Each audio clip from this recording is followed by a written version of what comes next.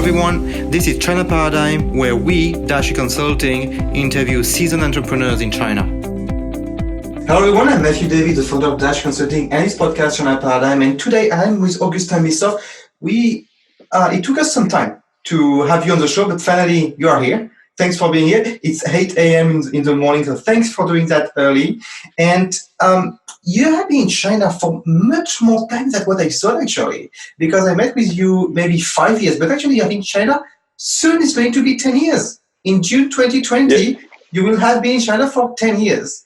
You have been in the digital industry for 6 years with Forces, Sopexta, and now HOPSCOTCH, which has bought the final shares or ramped up into the capital of Sopexta worldwide and in China. So thanks for being here, Augustin. I felt that you wanted to add something about how much time you have been in China. No, right. I arrived like 10 years ago. Thank you very much for inviting me today. It's really a pleasure to be here. So, talking about HOPSCOTCH, I'm not sure how many people are familiar with the name, people who are listening to us, but it's pretty big. I was pretty impressed. 250 million euros worldwide revenue. In China, in Asia, 25 million USD. We mix a bit of currency sometimes. And in China, it's about 8.2 million euros. In China, you have offices in Shanghai, Guangzhou, Macau, Beijing, Hong Kong, Taiwan, and you are covering 40 cities, 5,000 media and KOL you are connected with, and you describe yourself as an event-native global agency, PR network or community. I like to define more precisely the word with you later on. I feel, and that's what I would like to talk about, the PR industry has changed a lot over the last 20 years. In the 1990s, when I was a kid, we were talking about PR when there was a crisis, when there was a scandal, when you had to communicate with media, with newspapers, with TV, with radio. Now, we talk about PR when we deal with KOL, when we deal with your own advertisement on which Weixin, Weibo, and so on. PR, I feel, has grown to a much bigger extent to offline, online, and direct link to consumers. So I feel that's an industry which is changing, which has been reshaped over the last decade. So would you mind introducing a bit more HOPSCOTCH and correct me if anything was to be corrected? HOPSCOTCH Group is the first native global PR group who was born in France many years ago. We are providing some global PR. So what global PR means? We have discovered like many years ago that people need to be in the middle of an event. They don't want to have an overview only of something. They want to be in the middle of an experience. And also today we have the digital, you have the PR, you have the event, the shopper marketing, etc. So we decide to do a combination of everything using tech, for example, using digital, using all the events to mix everything. And that is what we call global PR. The idea is to create content thanks to events and after get a real impact, a real experience with the consumer. People are fed up to see and to read only a few lines about a product, about things. They want to live the experience. So that is the mission of HOPSCOTCH. It's really to push the best of a company, of a product, of a category of product in order to win in visibility and also to touch the heart of the consumer. So that is the first thing. So in fact, HOPSCOTCH is very focused on all kind of industries, in automotive, working with Renault and Nissan, in luxury, in food and drinks, in all kind of other sectors like health, etc. And we are providing the best of the event part with our team, which is, as you say, based a little bit everywhere in China, but also in the rest of Asia and worldwide. We have today 36 offices all around the world with more than 800 experts, talents in our agencies. and trying to innovate. We have three main direction in Asia, which are innovation, creativity, and to be audacious. And the main focus will be so then to emerge. As you said, in China, we are HOPSCOTCH is quite new. However, HOPSCOTCH is just get more share in the SOPEX agency, which is more than 20 years in China, 40 years in Japan, 30 years in Hong Kong. So the idea is really to capitalize on all this expertise with all our network of KOL, of all the trades, etc., in order to develop more and more activities and be able to serve our customer worldwide. I'd like to understand more about what you do and to give a very clear understanding to the audience of what you do through maybe a couple of case studies and how you operate. Especially in your presentation, I was actually very surprised. So you sent me the presentation of the group and focusing on Asia and more specifically China. I was surprised that very early, I think it's slide like 4, you are saying we worked with 3,300 suppliers worldwide, and we have an active freelancers worldwide of 1,500 people. That's not something that many companies advertise on. They would advertise on their in-house team and not only their network. So I feel that gives a sense on how you work with a lot of flexibility and agility to be able to touch both offline, online, and different parameters in a connection with the community. Would you mind elaborating more about really in details with maybe a few case studies of how you operate? My question is coming from the fact that a lot of you could have the feeling that some people do everything. And I'd like to know more about how you articulate those different aspects and to which extent you do the PR. Sure. So our main objective today is to internalize most of the things. So we have the digital. Here we have all our event department. We have all our shopper experience department, our own PR department. So most of all our activities are directly in-house. However, when you have an event, when you have a digital project where you need to work with key opinion leaders, when also you need to have a particular expertise, you are not going to invent this expertise or pretend yourself. We always try to find the best we can everywhere. So that's the main objective. Why we are looking for participating with suppliers, where we are also going to search for the best, or a CSR supplier in order to help us to build a very eco-friendly event. Also to have, as I said, for all the key opinion leaders, the opportunity to work with celebrities, to work with chefs in order to elaborate, for example, recipes, to build a total direction for a campaign, as for the avocado from Mexico, where we are working with Tmall in order to promote all of that, building some offline events, but collaborating with Tmall in order to do that all together.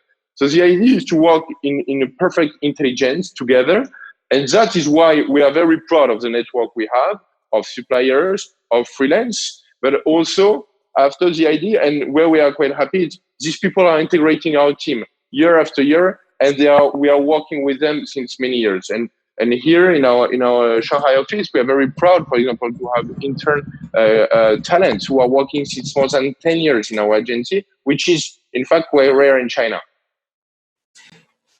How do you communicate on the different suppliers and so on? I discussed with an event agency which was saying we are very transparent and actually we take a markup of 20%.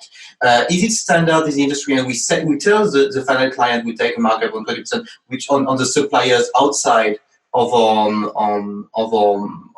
main work in office. How do you work with the different suppliers? Is it something that you add up with a client? Is it something that actually you internalize? So actually it's part of your team at the end of the day. How do you work with such an extensive network?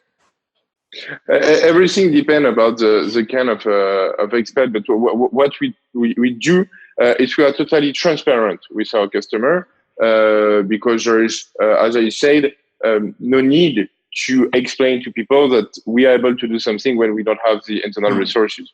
So we are totally transparent in what we are doing. We are also providing sometimes some freelance who are also internalized because they are working more than 10 months per year with us. So for us, we don't tell that they are freelancer anymore because we think it, and we believe that they are our own colleagues and they're working with us on plenty of projects.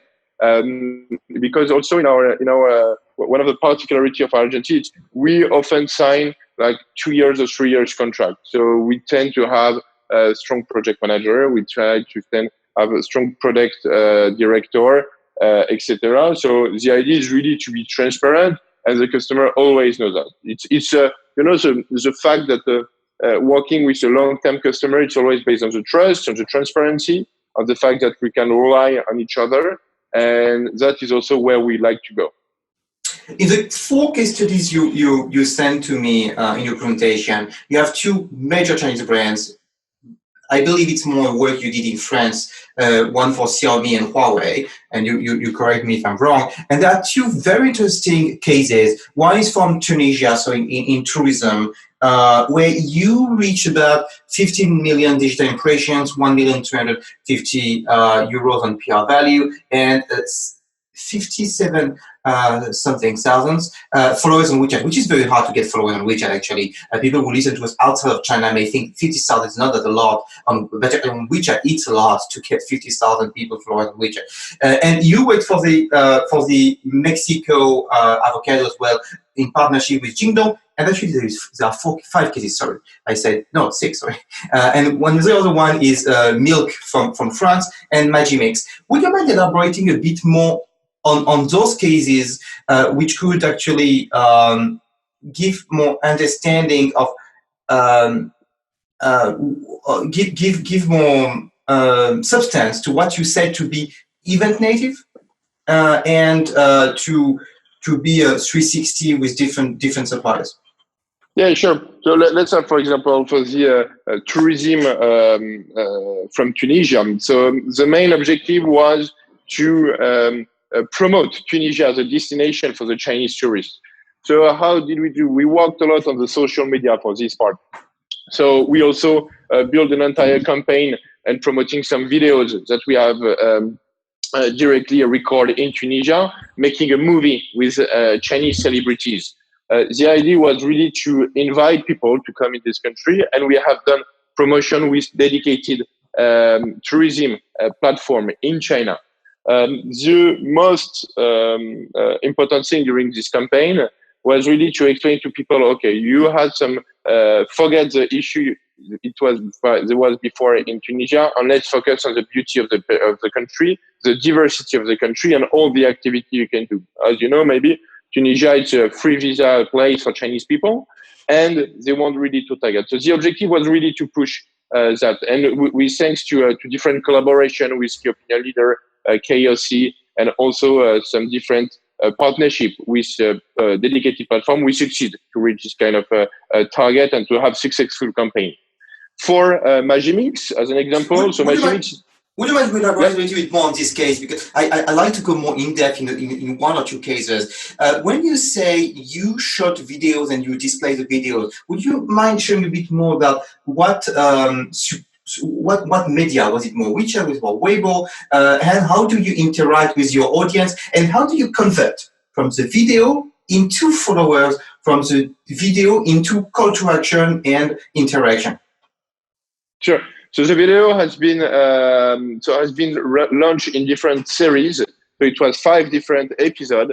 It was cumulated. It was a full movie of a Chinese guy who decided to quit his work and to go and to travel. Get a phone call from his boss So he threw away his mobile phone and met a young Chinese lady, beautiful one, who he get quite in love, and they try to be near each other. So that is all the movie, and ending all together near to the beach. This movie has been diffused on Mafengo platform, but also on directly the WeChat from the Tunisian Tourism Board, and also on Weibo, and push with different key opinion leaders.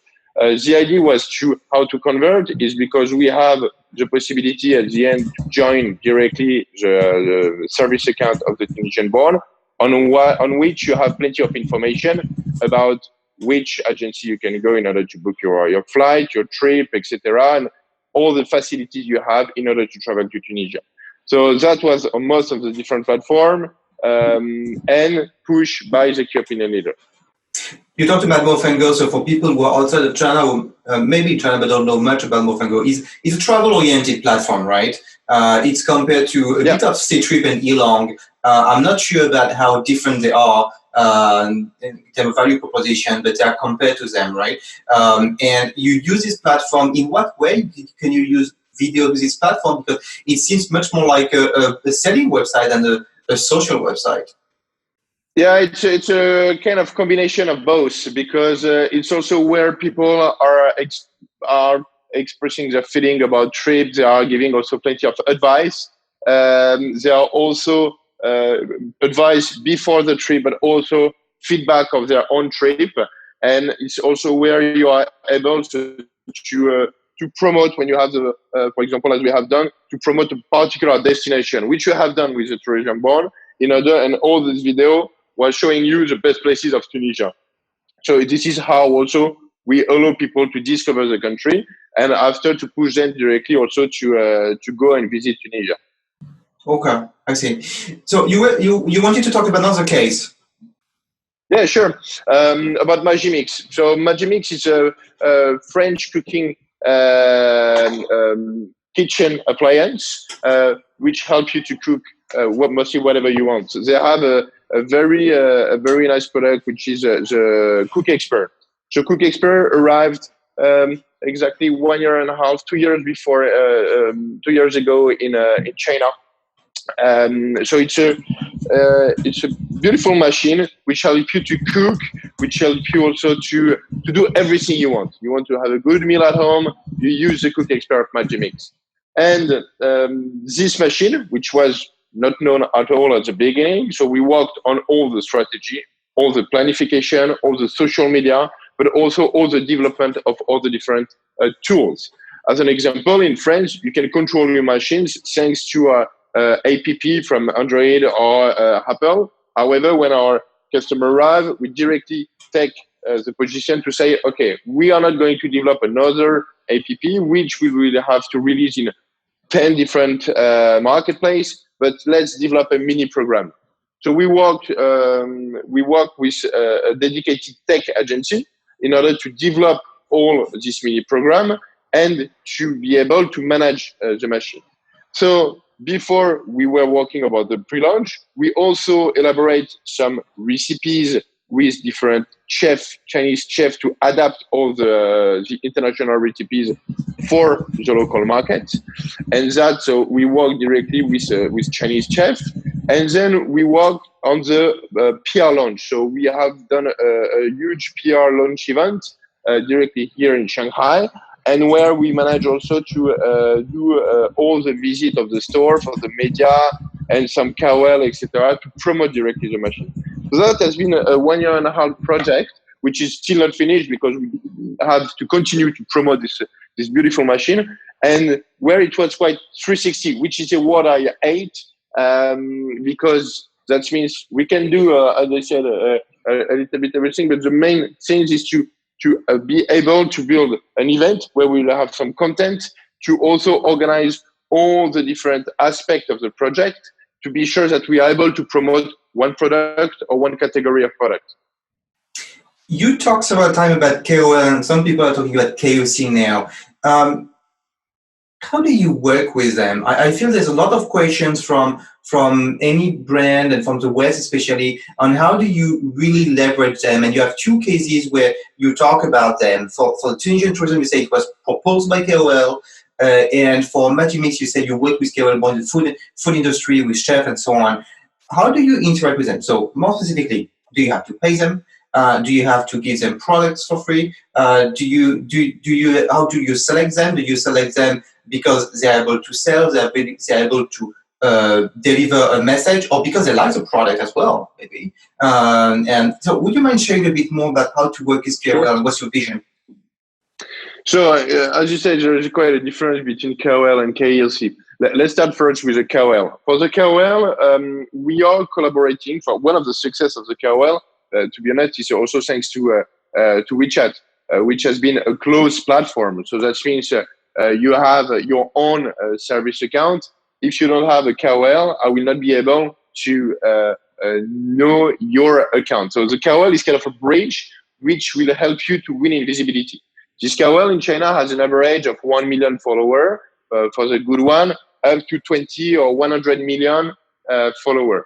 How do we work? It depends clearly on the project. But what we try to tell is to first analyze which key opinion leader will be the most suitable for the product.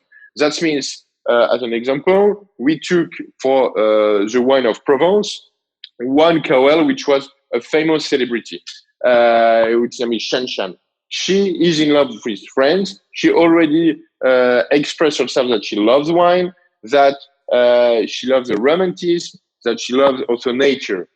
So we took plenty of parameters, then we analyze them, and which help us to find the right person. Thanks to that, of course, when you are working with a KOL which has 70 million of followers, such as you are going to see Sophie Marceau in France or Brad Pitt in US, you are going to pay them. However, you are going to, of course, to work tirelessly with them in order to find that everything fit in your budget. Then also it's the way that they are going to promote. So the idea is not to have only one post and to end the campaign, is to have a continuity in the campaign, to be sure that also she is not going to do the promotion of the competitor 2 weeks after. So to be able that she promotes your product because she believes also in your product. I have heard a funny story about milk powder, where you have two competitors and you have a famous Chinese couple where the guy is a Chinese celebrity. His wife is a European, also famous person. And the husband is promoting one milk powder, saying it's a milk powder for my kid. And the mother is promoting the other milk powder, saying it's a milk powder for my kid. So that we don't want it. The idea is really to be sure that the KOL is going really to love the product. So we also educate. We also be sure that she has a real affinity with the product. So that is the first thing. For the KOC, the key opinion customer, so the idea is also to give them sometimes some product in order to be sure that they're going to use it. Sometimes they already have the product. So we are going to give them some input, to give them some other tools in order to promote more and more the product. As an example, when you give one category of product, you are going to give it all the goodies around who could be with this category of product. And sometimes, of course, you also have to pay them. So it's dependent of each product. Paying the KOL in China, it's not an issue. It's a general business. It's like that what's happening. And the idea at the end of the day is really to promote your product, but respecting the fact that they are going to share your product because they love it, and also to avoid to go to the competition. And that is only because we succeed also to discuss with this KOL to ensure that they are the right person for the right campaign. What are the expectations you have from a KOL, respectively a KOL and a KOC? I understand that it's creating views, it's creating impressions, but how do you really measure the result at the end of the day? Of course, it's difficult to track the conversion in sales. But would you have some metrics which are beyond the impressions? I tell you that because we worked on the evaluation of some campaigns, and we find out that some people liked actually more the KOL in himself than the message. So they were liking actually the message proposed by the KOL, but actually the comments were all about the KOL, not the message, not the products they were pushing. So will you mention a little bit, maybe what would be your concern when you deal with the KOL and KOC? It's a little bit what you're just saying. It's always the fact that they will prefer the KOL than the product. However, they are always very influenced by the KOL. We have seen if you have looked at different live streaming campaign, people are buying by thousand all kind of product. L'Oreal has done an amazing campaign with lipstick recently. So each time a KOL is here, so they are going to follow the KOL. They are going to listen what the message he has to say, what the product he has to push, because normally they believe in this person. So he become really indirectly the real ambassador of the brand. So that is also one of the main things. We must be sure that the relation between the product, our customer, and the KOL, it's not only a business relation, but more an affect relation, because the person must like the product and believe in the product. And that is how we will succeed to push the consumer to like the KOL, but also to love the product he's selling. In dealing with KOL, do you work with agencies? As you said, you have a network of suppliers and partners you work with, or do you contact them directly? Does it go through some platform? I remember one interview I ran in the past saying that the KOL business has to change because actually you should have agents for KOLs. KOLs should be managed to see which product match instead of a product of a brand reaching out to a KOL. So it should be actually the work of the KOL to reach out to a brand, say, oh, this brand is really something I like, or I like your way of talking and so on. I like to work with you. So how do you deal with them? Is it direct, indirect? Do you reach out directly on Weibo, WeChat, website?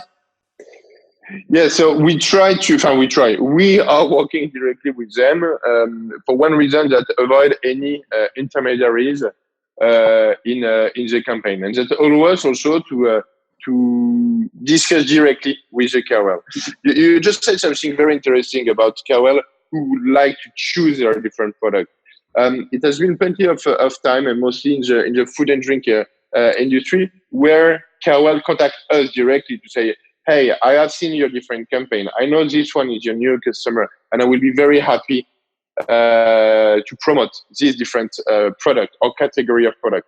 So this is something which is becoming more and more recurrent, mostly because there is a huge competition, because the KOL also are more and more segmented in terms of category. Most are focused on cosmetic, or on food, or on gaming, etc.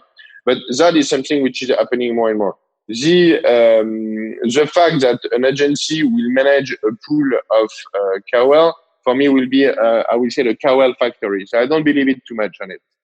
However, because it will be a KOL factories where it's a job right now, but we still keep the virtue of the KOL who promotes product for one reason, because it believes in it.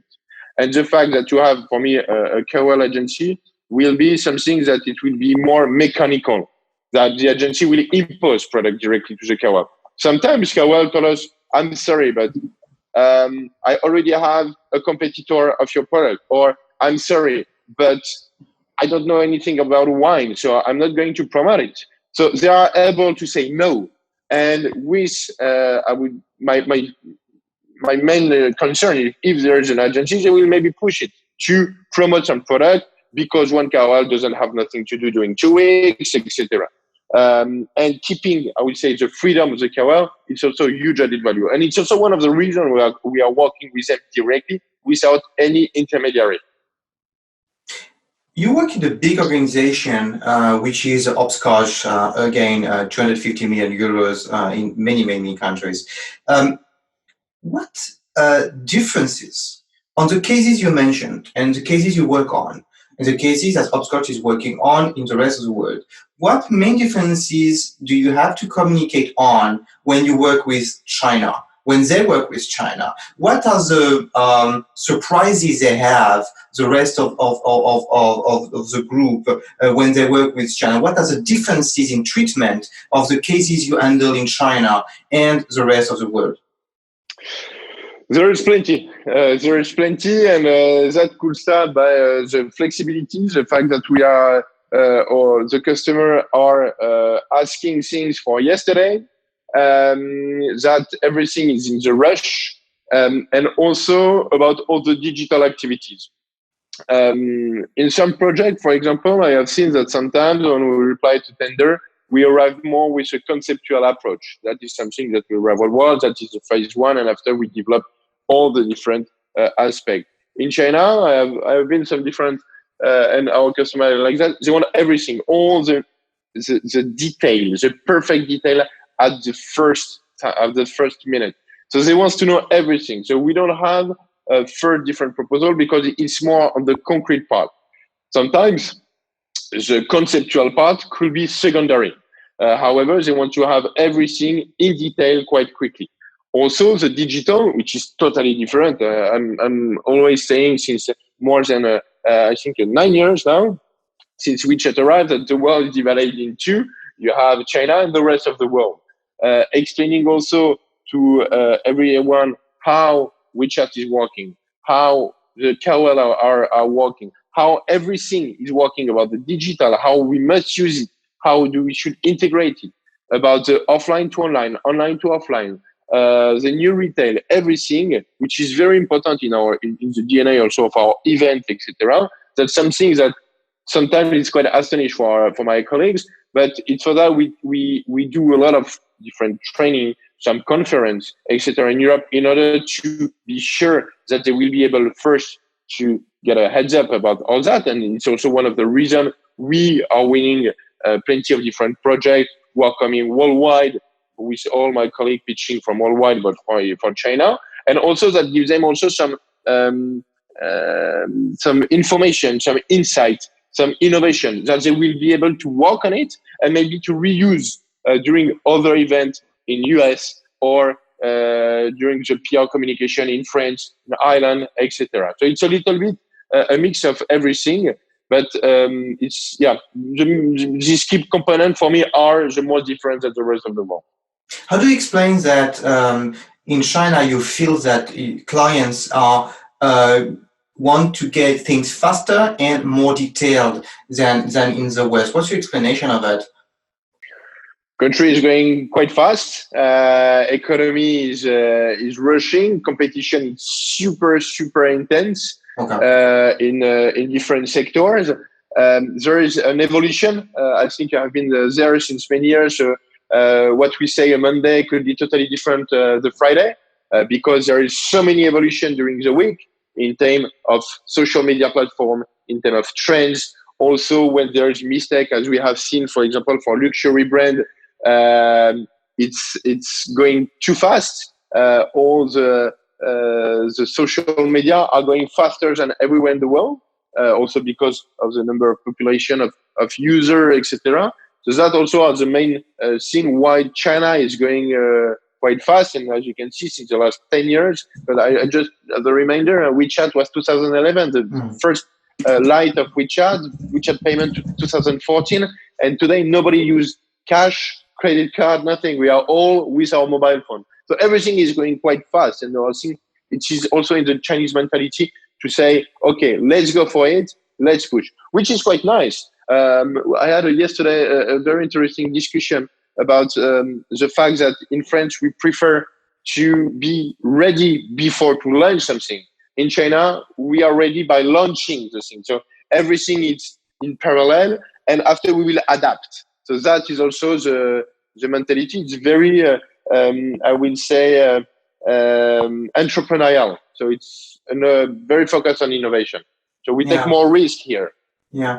Sometimes I'm wondering if it's easy to build a long-term brand with putting emphasis on tactics more than long-term strategy, and that clearly has been more building long-term strategies, the choice of French brands or European brands. We don't imagine very established luxury brands to be so fast in reaction changes and reactions, but better really consider all changes before going into it. You talked about exactly new retail, and this is a buzzword. For every buzzword, we have to know what's really going on and what is purely buzz. For me, new retail includes two things: payments, digitalized, facial recognition in some cases like Roma, with Alipay, and or it can be any other. It could be WeChat as well for other players, and delivery being very cheap in China, very easy for food within 30 minutes. These are, for me, as far as I understand so far, the two main components of new retail. And I'm always wondering, do I miss something? Is there something I'm missing here? And because you have so much to do in food and beverage, I believe you are asked many times about what's the extent of new retail? What can we build? What can we do with that? What is really new retail? Sure. So I'm not reducing new retail to only two services, because that for me, payment and delivery are purely services. But it's also a philosophy. When you go to Roma, which are the supermarket from Alibaba, it's a place where you can do a little bit what you want. You can eat in this place, so you can take your lobster, ask the guy to cook it, and eat it on the place. It's also a place when you can enter freely and leave without doing anything, so you don't have any more cashier. It's only like digital kiosk. You can enjoy the fact that you will have a seat, that you will discover some stuff. So it's not anymore a shop. It's a pathway. It's a moment of life, and that is quite different. And for me, it's more than a philosophy, because you can do whatever you want. After, if we need to speak about more practical things in terms of buying, you can do click and collect. You can go over there, try on site, and make it some delivery. You can have all the way of purchasing, all the way of living in the same place. And for now, it's really adapted to supermarket. It's more and more adapted also to all the different other kind of retail, and it will be adapted after to all kind of different aspects because everything will be way more freely.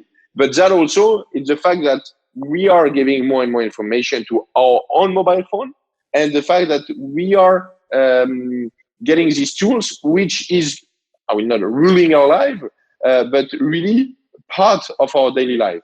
And that allows us to do mostly everything. Also, one thing which is quite nice with your new retail, everything is easy. When you don't want a product, you send it back quite easy. You don't need to go to the post office, doing the queue, giving to someone else, etc. And the same, if you want to go to call a delivery guy, he will be here in 20 minutes and will deliver everything in 4 minutes. So the supply chain is something which is quite important, but I think there is also all this kind of philosophy where the new retail took all its place. I feel the part I was missing in my explanation of payment and delivery is the layer of experience. So new retail is also about a new experience where you would connect with the digital world. One thing you said that also it's about how easy it is now to buy, return, experience a product. But when it's easy for someone, it's difficult for the other one.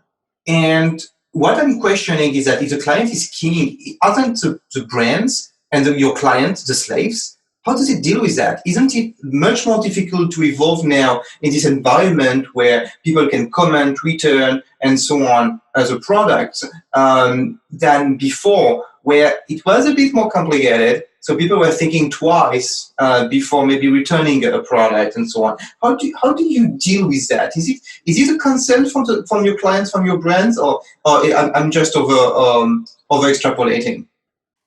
No, not so much, because right now the service is something which has become more and more important for our customer and all the brands.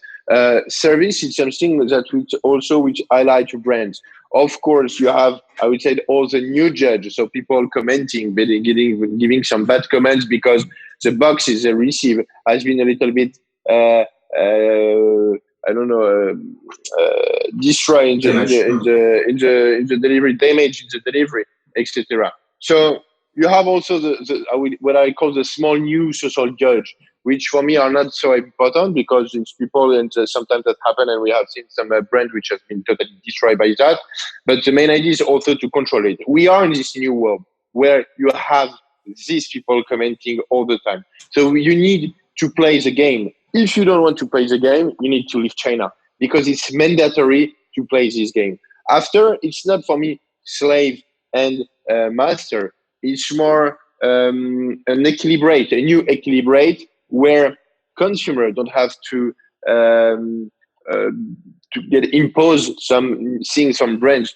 People who wants to buy some luxury brands will have a very tailored service. If they want to buy cheaper brands or regular brands, they will have another service. However, they will be able to get what they want at the price they want, at the moment they want, and the brand will adapt itself. And the brand already adapt in terms of supply chain, in terms of social, in terms of also key opinion leaders, etc. Everybody is adapting to the market. So for me, it's more a new balance between the customer and the brand. I'd like to go back on the identity and origins of the company, of HOPSCOTCH. You say in the presentation that it's event native. And I got 2 or 3 feedbacks, one from Le Figaro Group, was saying that people want to connect again now, to go to events, to interact with each other. We got some other feedbacks from people in business to say we want to create interaction with temporary shops or even our own shops when we are digital. Etal is one example, for instance, beginning with the digital aspect and then having their own shops. How do you react to the fact that China is so digitalized and your origin is in event when people can touch each other, they can meet in real life? Is it something that you are combining? Is it something that you are doing specifically differently for China? No, not only for China, but yes, we are combining everything. We at HOPSCOTCH like to say that we are experts in events, in digital, and in PR and shopper experience. So all these pillars makes us a global PR group. So that means the digital, we are going to mix it directly with the event. The same for the PR, etc. When people are participating to an event, as I explained previously, they don't want to watch only the event. They want to be part of the event. They want to live a real experience. That could be, for example, with plenty of digital integrated, because I think we also have to stop to say, I want to do some digital. Digital must be part of the global strategy. So that is not for me one particular department, one particular thing. It's integrated now. We are in the new era where all that must be developed. And digital is also the way that we get content. People through digital like to see what is happening somewhere else. When you have a VIP demonstration, they want to be part of it. So also thanks to digital, they will be able to see what is happening. So the idea is really to have all of it, to make and build a real experience, to have something from nothing, and to put these people, to put the consumer in the middle of it. And it's how we succeed to create amazing campaign. My question is, it seems that now for companies and brands, it's much more expensive to sell because they have to create events, they have to manage a digital presence, they have to do all this. Jeff Bezos is frequently saying, your margin is my opportunity. So when you make a margin, actually, I will find a way to actually lower the margin and be your competitor. And also my opportunity to charge you on my marketplace. Where do you feel actually people can save money to be able, companies can actually reallocate the budgets they were spending 10 years ago, 20 years ago, to what we are describing now. What companies are dropping? My question is here. What companies are not doing anymore? What's the cost they don't consider? Would it be not to be in hypermarkets, for instance? Because hypermarket is not the place where you have to be anymore.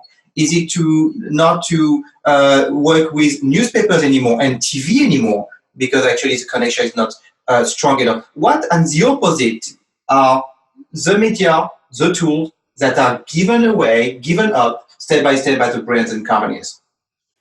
So I'm going to speak purely for China mainland. That is purely depending on the customer. However, where we have the chance today, thanks to digital, social network, etc., to be able to collect some data, to be able to understand which company is clearly working and which one is not working. Let's take a simple example. You want to do a campaign of a product in the China Daily and the Shanghai Daily. You will be able to put some two QR code on it and to have the tracking. And you will be able to know precisely how many people scan your QR code from the China Daily and from the Shanghai Daily. And like that, you will discover that finally on the China Daily, you have like few people who scan the QR code instead of the Shanghai Daily where you have thousands of people. So in this case, you are going to take the decision to stop to do communication. So that is also the way that we succeed to collect some data and to use some data, because the key of everything, in fact, and I really believe in that, is the data will manage everything at the end. Today, we have plenty of data coming from all the social platforms, all the different advertising, etc. However, nobody is working clearly on this data in order to have a very good result. Also to determine and anticipate the consumer willing, the consumer wish. And that is also today one of our job is to succeed to collect all this data, understood the ways that the consumer is interacting with the campaign, with the product, and after anticipate the coming campaigns. So that is something that we tend to do. And in terms of what they are doing, what they used to do and what they are going to do, that the data will help us to do it. And after, it depends of some customer who arrive on the Chinese market and don't think at all about hypermarket, because the hypermarket right now is dying in China, up to the e-commerce. So everybody wants to go into e-commerce, but how do you do e-commerce? Which kind of TP are you going to select? Which are the more specialized and the more expert in new category of product? Should we trust the fact that we must be in China, or could we do some global selling thanks to Alibaba Global and Tmall Global, or to be directly in China? So everything is depending of a clear strategy, which will be defined thanks to all the data we collect. My understanding that the breakdown of cost for brands and companies have changed. When they were going through hypermarket and supermarkets mainly, or even exclusively, they would rely on their hypermarket, supermarket, mall, department stores to create the traffic. But now it's the brands and companies which have also to take into account this a bit risky investment, which is to create the traffic, which will convert into sales or not. And that maybe justifies the fact marketplaces have a lower commission, because I understand that hypermarkets, supermarkets were taking much more commission on the product. Do you agree with this analysis? It depends. It depends of all kind of campaign, and it's the same when we have done some campaign of different products in supermarket. We are also working tightly with the different supermarket brands, which are also very to create traffic, etc. But where it's quite funny, I try to go during a weekend in a high-end supermarket such as Olé or City Super. It's full of hostess pushing you to try some product, etc.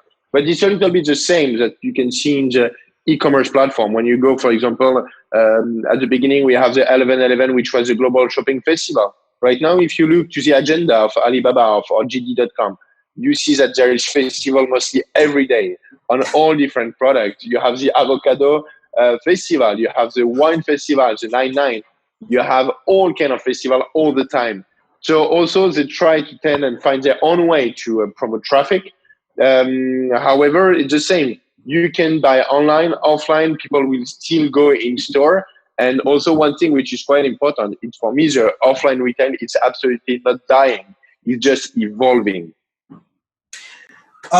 We are close to the end of the exchange, the talk. I go through a couple of questions, as you know. And Sure. The first question is, what books inspired you most in your journey, your professional journey? That's a good question. For now, I'm reading a very interesting book about diplomacy, which name is Passport Diplomatique. About it's a book from the former French ambassador in US, who is explaining a little bit all his relation with everyone during his life. It's super interesting the way that we could create some relation with people on trust, but also trying to get the best of the different cultures. And that is something what we try to do here in HOPSCOTCH and Supexides. We are a multicultural team where we need to understand each other, to speak with each other, get the best of each other culture. And it's this mix also who help us build and create successful campaign. And this book helped me today a lot to understand plenty of things with that. Is the last ambassador of France in the US the one who left after Donald Trump was elected? Exactly. What do you read to stay up to date about China? As you said, China is moving fast, changing fast. There are so many articles, so many content created about China. And my understanding is that there's a lot of buzz sometimes, and it's difficult to know what's really happening to something which is emerging or something which is actually just purely PR from Alibaba or whatever, to say, oh, now we people use AR and VR to buy, which is actually, I don't think, really happening in a massive way. So how do you do to stay up to date? What do you read and to make sure you have the right information? So I think as you are, we are in plenty of WeChat groups, sending plenty of reports, articles, etc. What we try to do, because the day is running so fast, it's every time I see some report, I put in a particular group with all my team in China. And after, at the end of the week, we are doing, everybody is reading a little bit everything. We are after doing kind of internal note with all the different articles.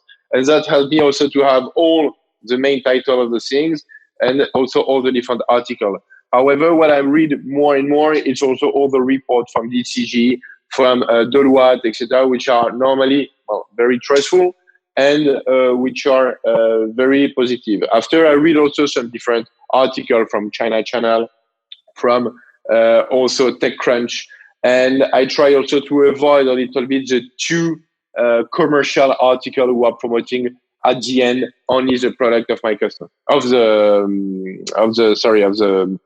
guy promoting his article, the provider. Yeah. So you would say TechCrunch, you would say reports basically published, and you gather all the reports. And indeed, there are so many reports. Sometimes I feel that on some of those WeChat groups, people, that's their full-time job to manage their reports and reports, right? Definitively, and I just would like to know how they monetize that at the end of the day. Yeah. I'm a bit surprised. I don't know. What books on China? What books specifically more about China would you recommend, if you have any? Not necessarily history, but about anything. It can be about society, it can be about business. Sure. There's a good one which I'm reading about AI at this moment, about how AI is going to change the evolution. It has been written by I need to find his name back. I will send it to you, all the data information. Super interesting. He has a huge capital venture fund right now and investing in plenty of AI startups. And it's a book which helps you to understand a little bit how China is going now, how it's going to evolve, and mostly that give a trend about all the evolution. As you know, right now, all the facial recognition is everywhere in China. If you have came to Shanghai recently, you have seen all the different new cameras we have a little bit everywhere at each crossroad. So that is evolving a lot. The question is, what will be the next step? How are we going to live with it? And mostly, what will be the added value? Because what I love in China is people are okay to give all the data, all the information. However, they are okay only if they have service. So if you give them some service, they will be happy to give whatever you want. So question is, what will be the next service we will have? Are you talking about the book AI Superpowers from Li Kai-Fu? Exactly. Okay. Thank you. Yeah. And for the cameras, people not living in China, actually, we can see the new cameras, which are a bit round and things like to be 360, which can do facial recognition. And the old cameras, which feel that we are back in the 90s. So we can see very clear difference in the streets indeed of facial recognition enable cameras and not, and the ones which are not. The two questions now are inspired from a thinker called Peter Drucker, which started to use the word strategy in business, which is more a military word before. And in order to understand what's going to happen in the coming years, months, is trying to look at successes he was not expecting, and he was looking at failures he was not expecting. Give you an example. I was not expecting Carrefour to pull out of China. So for me, it shows that there is something going on in retail, which is e-commerce, which is new players, which is that the way we were doing retail in the past is not working anymore, even for those very, very prominent companies like Carrefour. What would be your surprises? What successes you have not you didn't expect and you are seeing, actually witnessing? On the opposite, what failure you were not expecting and you have witnessed in China?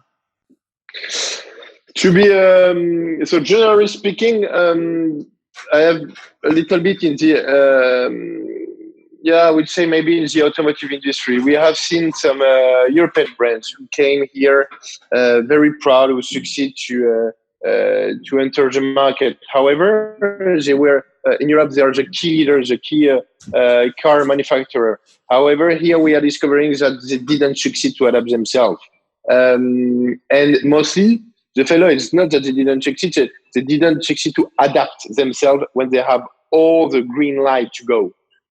We have seen the electric vehicle arriving. They didn't believe in it. We have seen the SUV. They didn't believe in it. And they took too much time to change for it. And that, for me, is one of the biggest failures we have seen. Because mobility after is also one of the key things which will happen. For me, the two main concerns worldwide will be the mobility and the food. That are the two things which will take more and more places. And to see some experts who didn't see the biggest things of evolution, that is for me one of the biggest failures. Which I didn't show. Yeah. What about success? You didn't see some things that actually would show something bigger behind it. Something which is a game changer, a new paradigm, to use the word of the podcast. What success is embodying it? I will say something which is quite common, but WeChat. WeChat is the middle of, it's all the possibility. At the beginning, if you remember in 2011, it was a WhatsApp. They tried even to launch in Europe in 2012, 2013 with Lionel Messi as a figure. But, well, it was not working for, I think, one of the two reasons. It was exactly the copy of WhatsApp. And after, it was Chinese, and China can scared in Europe. However, right now, all the possibility of WeChat, I even try to explain to people what is WeChat, and they tell me, yeah, it's kind of a WhatsApp and a Facebook. I say, no, WeChat is life in China. Without WeChat, you are not able to do anything. So all the possibility, I didn't expect it so much from WeChat. And WeChat is on a daily life, on personal one, but also professional one. And to be honest, it's impossible to live without WeChat today in China. What do you feel it's showing about China? Why WeChat took off so well in China, being a super app, and we don't have that in the West? What is the iceberg behind it? Because we see WeChat, but what's behind it? What conclusions will you take from this success? When I think of the success, it's also the way to adapt themselves, to be very innovative, to have the payment. After China has one also of the I would say an advantage. Is they have some monopoly, which I would say WeChat, Alipay, which are very big. They have also the support of the government, which is quite something because they are also protecting all the data. So also one of the reasons we are okay to give it to them. But it's also the fact that they are evolving all the time. They don't have any issue to cancel stuff. Let's say, for example, at the beginning of the mini program, it has been a big failure. From January to July, nobody was using it. Nobody understood really the point of the mini program. And at a point, we even say, and I like to say it will be an APP native killer. And in July, they decided to change the QR code, to get some other touch point for the mini program, to have more easy way to develop the mini program. And right now we have more than, million of mini program in WeChat. So they have capacity to evolve, to say, okay, this is not working, we stop it, and we try other things. So it's also the fact that they are launching stuff, even if it's not totally finished, if not, the business plan is done, but they are going forward. And that is also one of the big added value of the Chinese market. Thanks very much. Thank you very much for your time, for your insights. Very interesting talk. I hope you enjoyed it. I hope everyone enjoyed listening as well. And talk soon for new episodes. Great. Thank you very much. Have a good day.